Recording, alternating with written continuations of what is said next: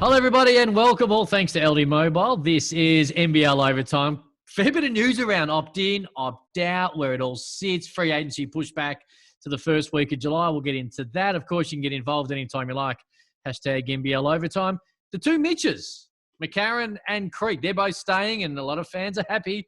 In particular in Melbourne, they're going to jump on, and I don't know how this is going to work, but I think we're all going to be Zooming together if the boys hopefully get the link we've sent. So they're not too far away and heaps to get into. What up, Homicide? What's going on? How you guys doing? I need a haircut, but outside of that, I got no real complaints. I bought a heated blanket, and it's real cozy. So I've had a nice week outside of my neck being sore with all the extra hair I've got. But I'm okay, man. How you doing, Liam? I'm good, man. I'm good. The timing's worked out perfectly. The deadline yesterday, we stuck by our phones, waited to see how it all played out. 5 guys opted out. Everyone else stayed in, and we move on from here. It wasn't like a deadline day, and I'll throw to you, Homicide. Like, it's weird. We don't have these traditionally in the NBL, and we'd never really seen a free agent situation like last year before that. And now I know this is, ridiculous, unbelievable circumstances. But you're right. We're all by our phones, on social media, on email. Different time zones threw it out just a little bit as well. We got to a certain time, and some people thought that Kay was going to stay because he hadn't announced, but it was Western time. What did you make of the opt-in, opt-out, and deadline days? We tried to get it going yesterday. Well, for me, these guys have to test the waters. They have every right to, despite what the situation is. It's great that the league has at least put that in place, which gives these players an opportunity to leave if they want to. And they have 2 months. We'll see what happens. It's just very unfortunate what's going on in the world, but we know this, and you have to switch up how you do things. And, these guys are going to test the waters and see what comes of it. I don't believe a lot of these guys, with that said, a lot of these guys who have opted out are going anywhere. They're just testing the waters. You have to understand that there's a lot of players in the world in the same situation that are studs in their respective country that they're playing. So there's no guarantee that they're not going back to the team that they played with the year before in Europe, in Asia. So you're going to have to be the exceptional to have opportunities, legitimate opportunities that are worthy of you leaving your respective team. I agree. Overall, I thought it ended up being a pretty good result, all in all. And I agree with you, Corey. I don't think we're going to see all of those guys back this season, but I definitely think we might see a couple. But for 5 guys, Bryce Cotton, Nick Kay, Casper Ware, Xavier Cooks, and Matt Hodgson, for it to land at that, and for the Mitch Creeks and the Mitch McCarrons and the Nathan Sobeys, Will Magnays, and all these kind of guys around the rest of the league, Kawat Noi, who I was keeping a close eye on, for all of those guys to have opted in, to be ready to go for NBL 21. I think that's a good result, all in all. I see exactly what you're saying, Corey. An opt-out, and sometimes, social media is traditionally a negative place anyway, but as soon as you see an opt-out, it's like we lost these players. And that's not – I'm not saying they'll all be back. I'm not saying they'll all be gone. But I do feel that this is a business decision by 5 men in this situation that can allow them to test the waters, and maybe their financial situation – I have no idea what they are – allows them to be able to do that for a little time. What I will say with that, the Bryce Cotton statement that he put out did make it feel to me that he might have something lined up. It did seem like a farewell. Now, I'm not saying that we won't see Bryce Cotton back in the league, but I found it from an individual point of view in a statement he made. It was very heartfelt, and clearly Perth and the Red Army meant a great deal to him. But it did feel like a finale, at least at this time, that he might be elsewhere in NBL 21. The other 4, in particular the 3 Australians in Cooks and Hodgson and Kay, I think there's a real chance I'll be back in NBL 21. Bryce Cotton. Let's just do this for the last time. I'm not doing this for We're not going to do anybody. best import again, are we? I'm not doing this for anybody, for a debate. There is no debate. I'm not doing it for an argument, whatever. There's no argument. I don't care what nobody says. We have never seen a player come in here 4 years and dominate the league the way Bryce Cotton has dominated the league. Okay? I always respect my OGs because they paved the way. But listen, nobody's come in here 4 straight years and do these things. Nobody. And then for him to leave, and I say he's going to the league. because there's no way you are naturalized. You're about to be naturalized. That is like the golden ticket for any import. How are you that close to being naturalized and just let it go like that? Come on, man. You're going to NBA. And then what player who you guys say is great, the greatest, can leave this country after 4 years and go to the NBA? Come on, man. If that ain't greatness all over it, I don't know what is. Don't tell me about somebody that played 20 years, 15 years, 10 years. I said 4 years and have an impact the way he did and win and leaves the country going to the league. Come on, man. Stop that conversation. Stop it. Stop it. I'm not going to get an argument about this. I don't think this decision's based on the NBA, Liam. No, I don't think so either. I think we're going to see Bryce land in Europe. The big uncertainty for me is, well, what's that going to look like over there? And where couldn't that possibly be? I'd be shocked. Honestly, he is an NBA level player, no doubt about it. But you know the business, Corey. I'd be shocked if he signed there and played the next season, because what he is now, what he's been doing, this is what he was 3 or 4 years ago. This is what he was when he was 23 and he was putting 45 up in a grand final. And then he went over and played Summer League with the Atlanta Hawks, and we thought we'd never see him back. Well, it's 3 years later. He's not 33. He's 27, 28, but that's not 22, 23. It's different. I don't think he'll be there. But I also don't think we will see him in NBL 21. Bryce I also Cotton. think we have not seen the last of Bryce Cotton in a Perth Wildcats. Man, you don't believe that. You don't believe what you just said. No way you believe what you just said. The 26-year-old Bryce Cotton is not the same Bryce Cotton at 22. You cannot believe that, because he would never be in a conversation of the greatest ever. The NBA don't care. There's no about way. that. The NBA There's don't no care way. There was no triangle and 2 on him. Triangle and 2. 45 in the grand final. Triangle and 2. He averaged 30-something a game against the greatest team in the history of the NBL, as far as being in first place in round 1, first place in round 22 or 23, whatever the NBL rounds go to, right? 22 or 23.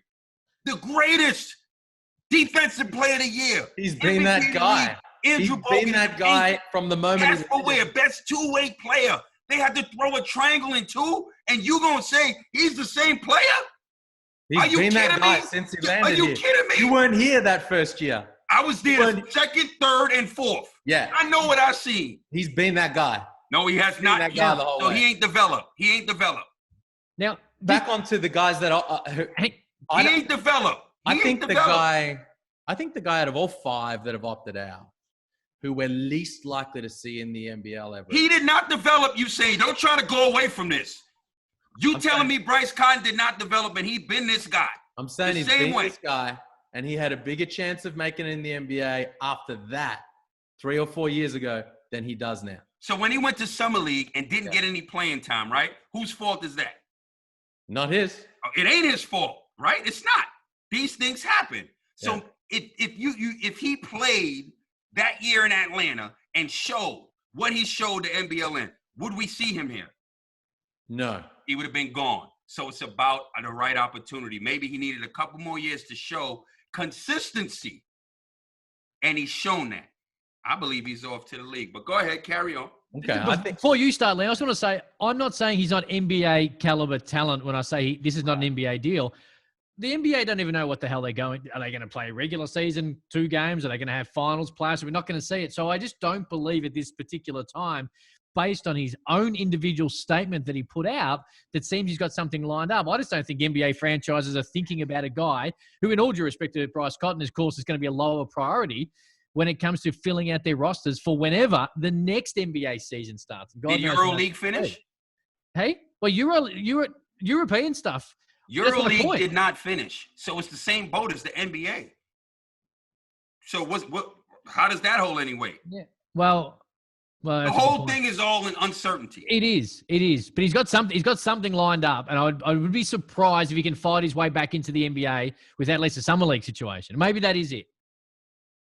Yeah. But you're right. Testing the options, testing the waters is the main thing for all 5. Right. Well, I was going to say, I think the one of those 5 that we're least likely to see Mm-hmm. back in the NBL is Casper Ware. I mean, I think Bryce Cotton he's got a partner who is Australian. They've had a child. You're right, Corey. He's a long way down the path to being naturalized. I think he's going to be back. And when he comes back, I think he'll play for the Perth Wildcats. I think we're going to see Nick Kay, Xavier Cooks, Matt Hodgson, these Aussie guys back in the league. It's a matter of when, not if. I think the big question mark is on Casper Ware, which to me is a massive shame because I was really looking forward to the Casper Ware redemption story in this upcoming season because it was all NBL second team, but he was nowhere near the performer last season for the Kings that he had been previously. He knows he didn't bring his A game or B game even in the grand final series. And I would have loved to have seen him back this year with the Kings trying to take them to that next step. Liam, you're the man who goes through everything meticulously. Homicide and I are a little loosey-goosey at different times around certain things, but you read every single line of everything that's put out, and that's why you are the man on this show. Question getting around yesterday. Now, if they opt back in, the contract, obviously, it's owned by the rights of their NBL team, their current NBL team. Question asking, and there's a bit of confusion around it. Can they end up at another NBL team into the new NBL season? Any of these 5 guys? Potentially. Okay. Yeah. Depending on the timeline and how it works out. So let's take an example of, say, Nick Kay. The Perth Wildcats own his NBL rights despite him opting out. So he now goes off and he tests the waters in Europe.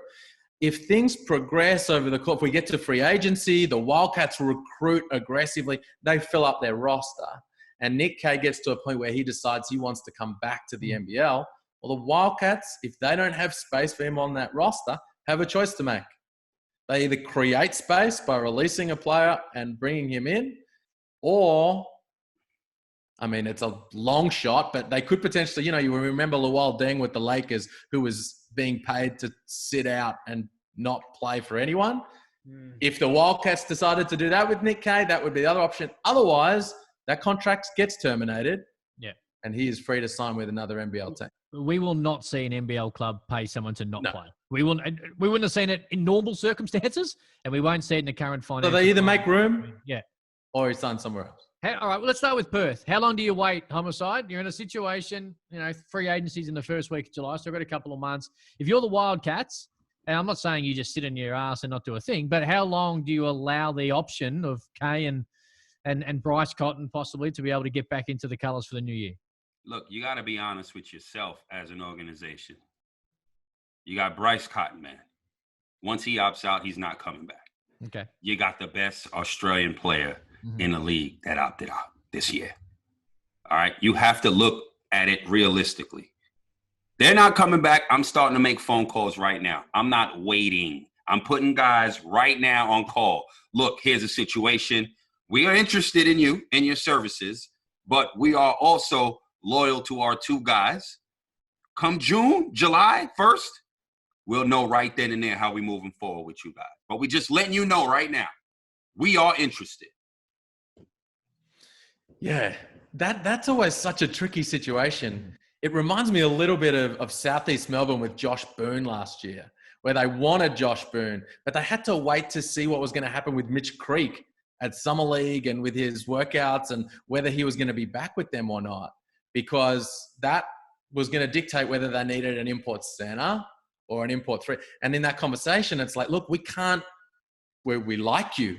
We want you. And if the roster works out a certain way, we'll go with you, but we can't do that right now. And a lot of guys, Corey, a lot of guys that go, well, I got an offer over here. That's ready to go. I'm going to take that. Yeah, for sure. But I think in this situation, everywhere is the same right now with a lot of places. You know what I mean? Not everywhere, but the majority of the places are like that.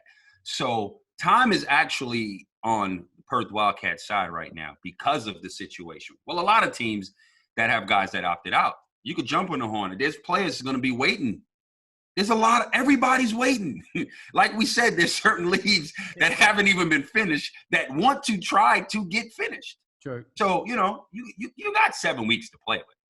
I do see the Italian teams have just opened up some practice facilities in the last day or two and just slowly easing into it. Not no real date or resumption of when that might start over there as well. But they're just starting to release any restrictions. We've seen the lowest number of fatalities across Italy, which of course was so hard hit earlier, a month or so ago. So in the last couple of days. So the easing of it now, yet again, not suggesting that basketball is going to happen in the next day or two over there, but there are some opportunities, I guess, going to exist sooner rather than later, maybe when we thought they might not. So yeah, it's going to be interesting. Yeah, I think the other thing about, look at the 5 guys that opted out and you look at everyone else who opted in, you look at the situation with regards to free agents. In this economic climate, that the agreement was put in place, the spirit of that, the reason for it was, hey, we've got to pare back the spending. Just like every industry, this is being hit. So we've got to pare back the spending. You look at the 5 guys that opted out. 4 of them were set to be on pretty enormous contracts this season. Bryce Cotton, Nick Kay, Casper Ware, of course. Xavier Cooks, when he signed with the Kings midway through last season, that contract was heavily back-ended towards that second year. Sign with us now. Come and join us now while you continue to get your knee right. Play out this, and then next year you're going to get paid. The virus hits. He takes a hit there, and you go, I've still got good currency in Europe. Matt Hodgson, I think, is the interesting one who maybe doesn't necessarily fall into that category. So I'm interested to see how that plays out. And the other part I think that's interesting is only those guys opted out. As we said, all those names, Mitch Creek, Mitch McCarron, Nathan Sobey, all those guys staying in. I'm looking to see what happens with a lot of those guys that we know of but are free agents. Chris Goulding. Melbourne United's ability to keep Mitch McCarron. How does that impact their ability to re-sign Chris Goulding? And what does he now do? Scotty Hopson, Lamar Patterson, the mystery around Scott Machado, how it all plays out with those big names. Look, I just want to get to Scotty Machado, who we all love, and I reckon we've met, and you have alluded to, and the talk was that it had been an unbelievably, maybe the biggest Cairns Taipans offer of all time. But he either tweeted or Instagrammed yesterday, opt in, opt out. He's obviously having a little bit of fun with it. He's relaxing on a boat. That's all well and good. But he's not signed. So Scotty Machado could end up at a different team in 2021 because essentially under these rules, because he wasn't signed, he's a free agent, correct? So Scotty Machado could end up elsewhere. I think he'll end up at the Taipans. I agree. But I think that there's a difference between not signed and not announced. Yeah.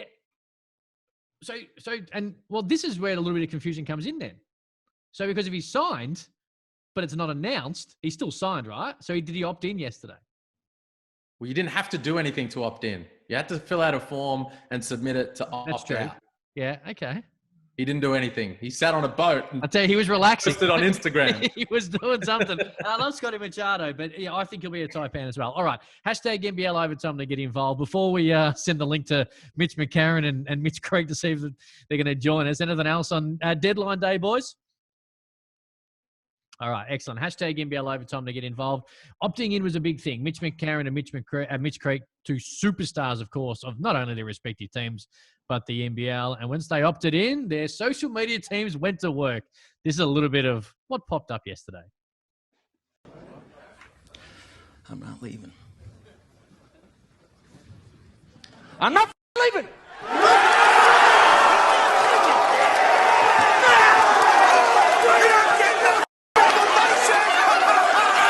The show goes on.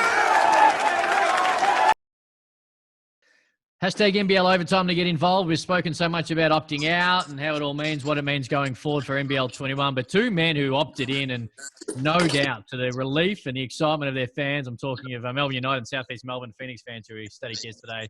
I speak of the 2 Mitches, Mitch McCarron and Mitch Creek, who joined us on NBL Overtime.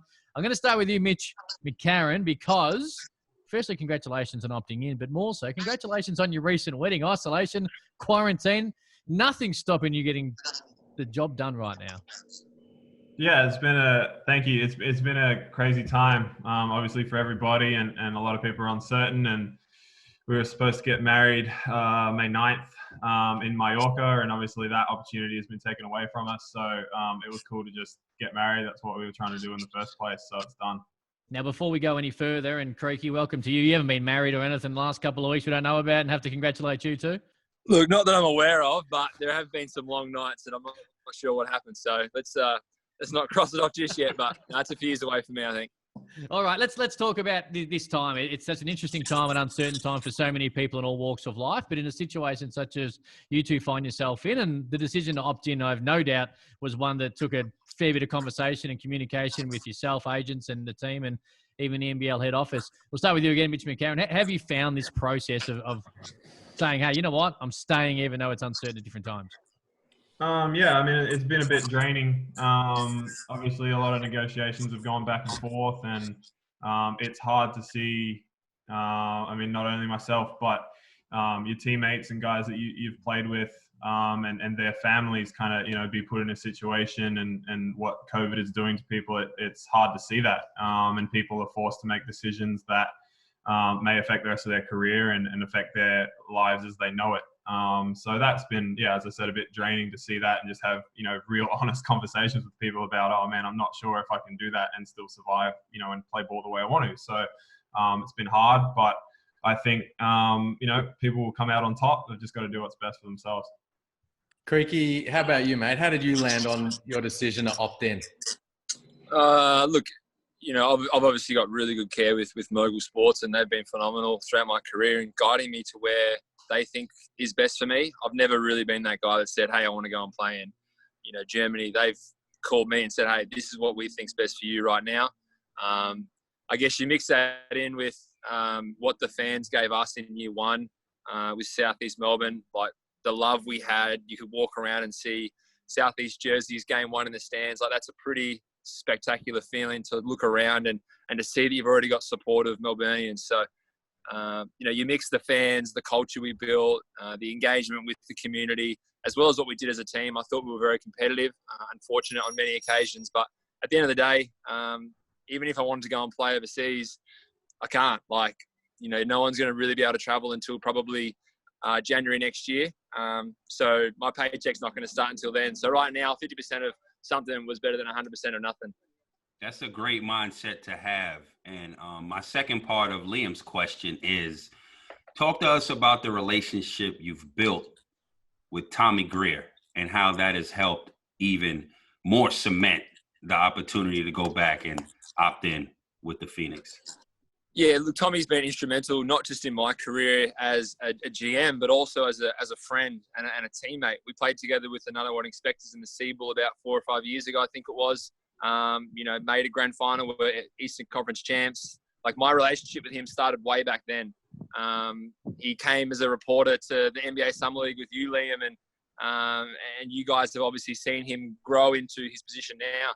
So our friendship is kind of what it's been based on. And now it's a simple conversation. Like, I don't even talk with Marquise and Jai Watson with Mogul Sports half the time. Normally it's me and Tommy just kind of chewing the fat, nutting out a few things. What do you want? What do you want here? And then they communicate what we spoke about. So there's a very smooth communication process with both of us, and we trust each other. So I know he's not going to do something behind my back, and he knows I'm going to represent the Phoenix with, you know, the utmost respect and pride every single day.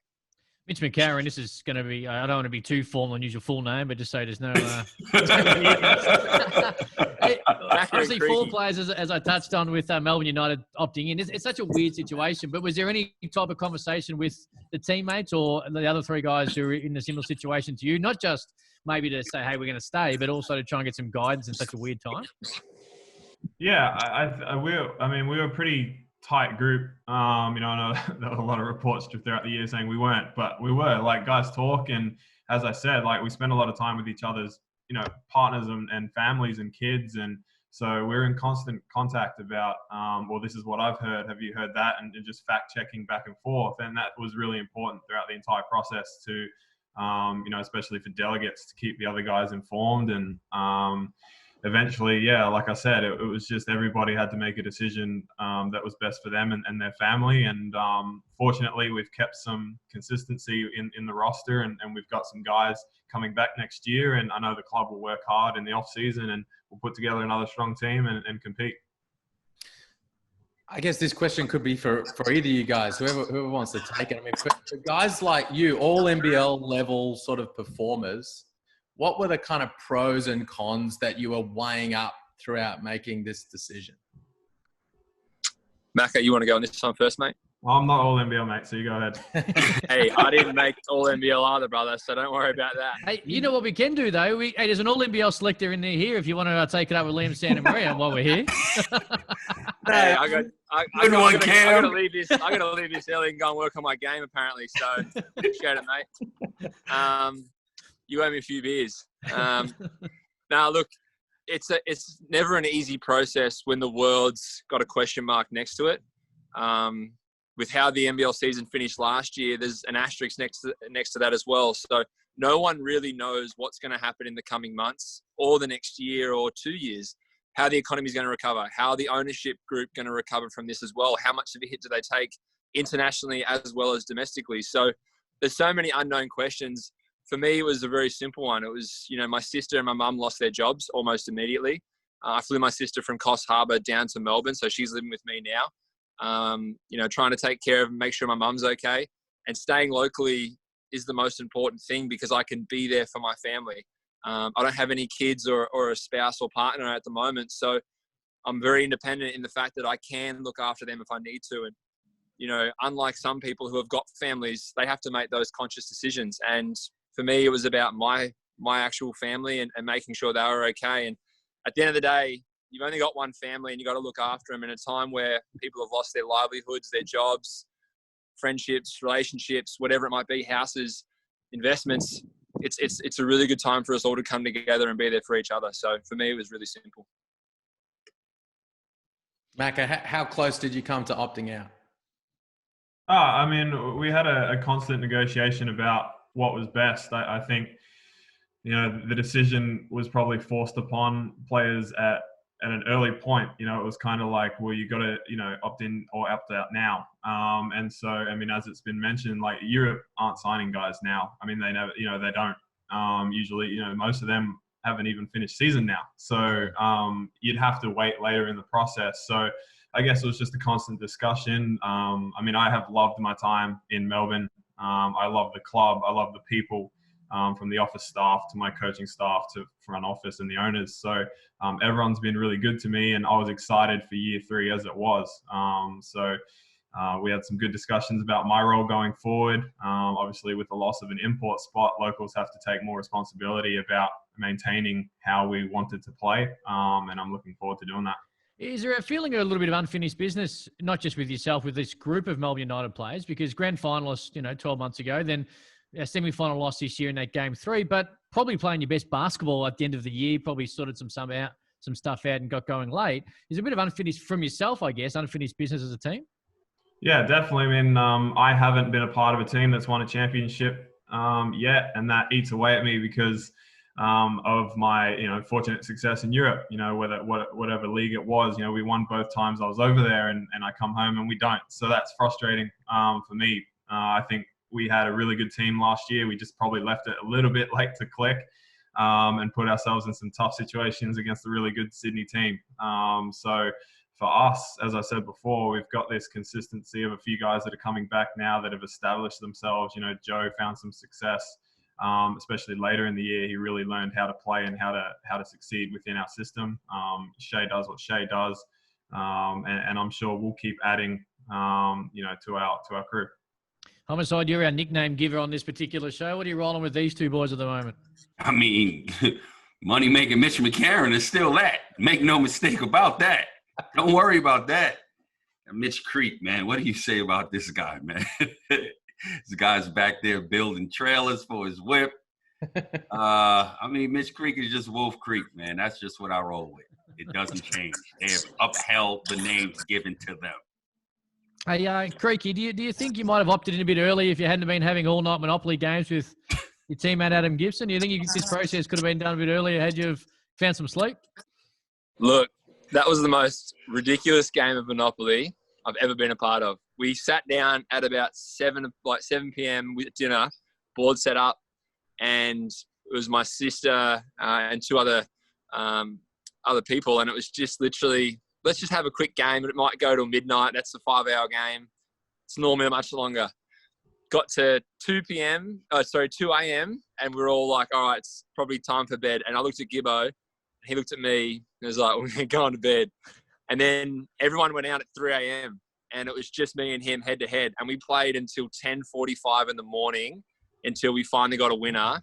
And it was the most stupid idea I've ever had because I felt sick for about 3 days. So I haven't touched the board since, and it's going to be really good kindling for my next backyard fire I have. Creaky, it was all eyes on the deadline yesterday. It's kind of a fascinating time. We don't often have these kind of hard deadlines in the NBL like they have in the NBA. What were your thoughts on how it landed? Cotton, Kay, Ware, Cooks, Hodgson opting out, and you and a whole bunch of other blokes staying put. Look, some of those I think may be strategic. Opt out, re-signed at a higher figure, understanding your 50% pay cut. All those guys are going to be making over that 200 mark. So it is just dependent on what they're actually trying to do. As I said, everyone's situation's different. So you don't really know what's going on behind the scenes. I have 3 businesses and a property I've put basically all my money into. So it's long-term for me. It's not a short-term thing. So everyone's different, but I'm making it work. And, I'm fortunate that I've saved well and I've done certain things in my life, business-wise, as well as being lucky in some cases where I'm going to be okay. But a lot of guys aren't. And I was watching it pretty carefully thinking there could be not just 3 or 4 guys. It could be, 10, 15, 20 guys potentially go. But the question goes back to where can you play and when, because we can't travel. So it makes it really hard. So sometimes you just got to bite the bullet and then just take what you can get and understand that they're trying to survive, long term and build a product for future generation of basketballers, not just a 2 and 3 year success program for us right now. Macca, what are you doing exercise-wise, fitness-wise? How are you just going for runs? You got a hoop in your driveway? What are you doing to be able to stay in some type of shape to know that when the restrictions may be eased, hopefully sooner rather than later, you're going to be at least right to get back into game shape soon? Yeah, I don't have a hoop. And every outdoor court I go to is packed. So it's been hard to get shots up, which is cool that people are playing ball. I just want to play too. But when you hustle them, get a bit of extra cash on the side, maybe make up some of that money you might have to give. Mate, I got to stay away. So I've just been in my backyard, in my house. A lot of band work, which has been, Nick Popovich has been incredible. The physios have been incredible from Melbourne United, just continually checking in on me and making sure that I'm progressing and doing things right. So from that perspective, my knee feels really, really good. And yeah, that's all I'm really concerned about right now. I think the touch will come back. So I can't wait for that date. But yeah, band work's great right now. What do you got, Creaky? You see you laughing there. It's a weird time. Like, we can't go and shoot a basketball. Like, how crazy is that? Like, who would have thought 6 months ago, you're hooping, everyone's having a great time, and to, getting paid, having some, family around, got the boys over for a barbecue and some beers, and now you can't even go and get a coffee. You can't even go and, like Macca said, just shoot a basketball. You can't, all I can do is dribble the ball inside or on uneven kind of concrete outside. So it's just a really strange time, and it's just funny to hear people's perspectives, thinking like we can't do shit either. So we feel like we're stuck in mud here, but it's everyone's going through it. So we have to try and adapt and make people aware that it's an important time to follow the rules because you want to try and get back to a little bit more normality. Very well said. And we appreciate you jumping on to have a chat to us as well. It has been, as Liam touched on, it was one of those really weird days yesterday. We very rarely have it in the NBL with the way the structure is traditional. So to be sitting around at different time zones around the country as well and seeing opt-ins or opt-outs, and then to see not only the fans' excitement with both your respective teams, but also the social media teams and the way they went about it. Got to give kudos to the Southeast Melbourne Phoenix digital team for giving a little Wolf of Wall Street around you, Creaky, yesterday afternoon. So it was a remarkable day. Been remarkable times and continue to be so until we get back on the court. So stay safe and healthy, and thanks for sticking around. We'll talk soon. Thanks, guys. Appreciate it. Take care.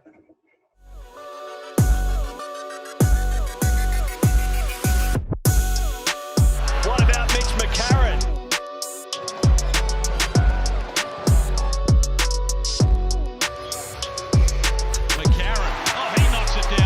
Confidence and beams at the moment. How's that pass?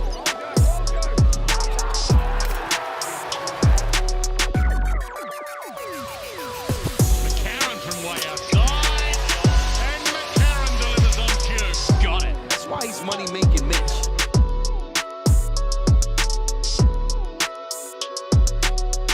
Hashtag NBL Overtime to get involved. McCarron Creek, they will be there in NBL 21 and looking forward to when it all plays out. I did see Larry Kesselman with a statement, did some media rounds earlier in the week as well, speaking about the continual conversation around a start date of NBL 21. But I think so much of it, we can talk about it for what we think would be the best time, boys, but so much of it about getting crowds back in and when large groups are allowed, medically and when it's safe for everyone, not just athletes. So I think we might park that for another day and talk a little more about that. But something bigger hit me yesterday. And the show's nearly done, but I got to, you know where I'm going with this, Homicide. I don't at all. Well, you should. Can you please explain your tweet talking about the Raptors somehow trading up that involves Kyle Lowry and the Philadelphia 76ers to get to LaMelo Ball? Because it made no sense. I don't understand. I said there was a multi-team trade. Okay, you just named two. I just did not name the other team that potentially could be in this. Who's the other team? Toronto Raptors want Melo Ball. So they're going to try to put themselves in a position to be able to draft him and get him. Mm-hmm. Kyle Lowry's from Philadelphia, for those who do not know.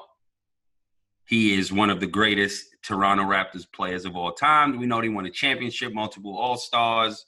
We know his resume. He's older. Would love to finish his career home. Yeah. So, home is Philadelphia again. Golden State right, thank you. may be interested in Ben Simmons. Who's going to get the number one pick? Potentially. Golden State have the worst. All right. Right now. So this could be a reality. This could happen. Toronto is going to look to try and make a play to get Melo Ball. All right. So let me just point this out. This is where my confusion came from, Liam. You named two teams who both, I think Toronto is second in the East, and two teams that aren't in the lottery. So I'm looking at this tweet going, I said multiple. I just didn't name the other team. The main team. But no, okay, cool. All right.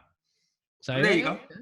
All right. Thank you for explaining it. What's the update from the ball camp apart from that? How's his draft prep going? Where are things at with Illawarra?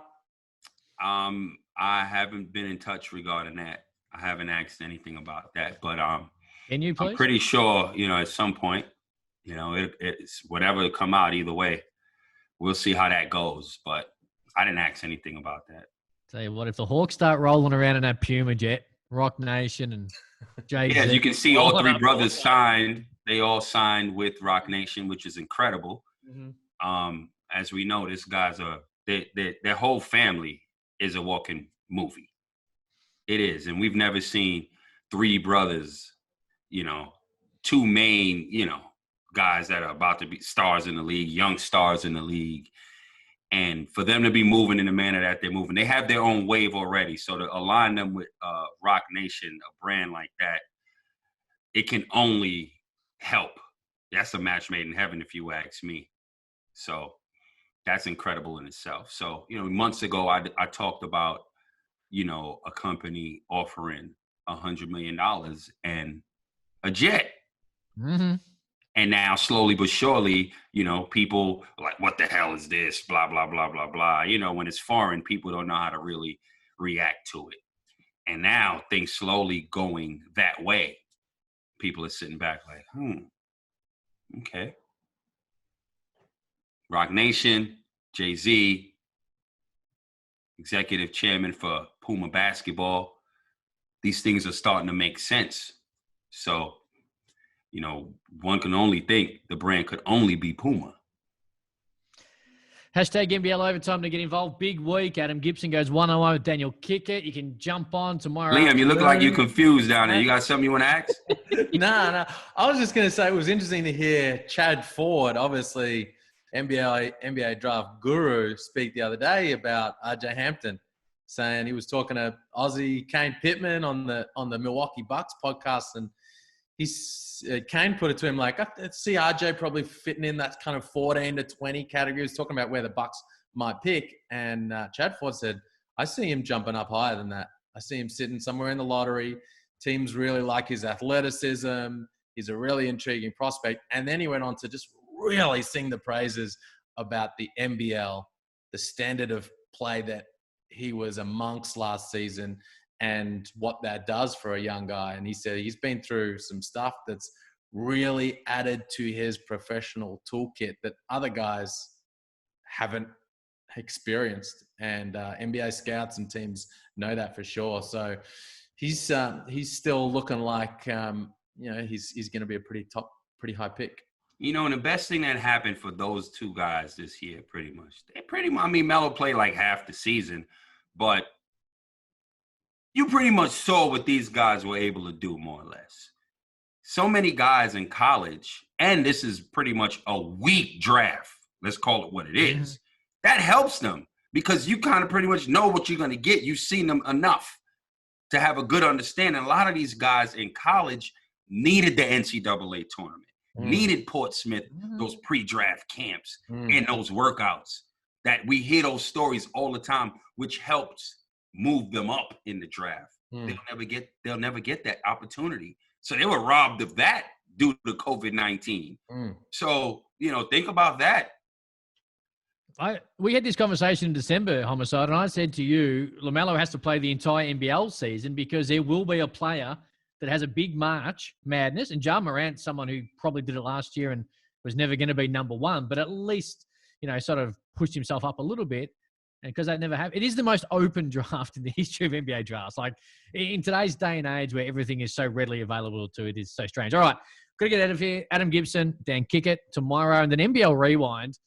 Obviously, NBA v NBL is such a fun time for all. We're going all the way back. And when I say all the way back, it feels like it's 20 years ago because, well, this year feels like it's going for 5. Come back to the first one.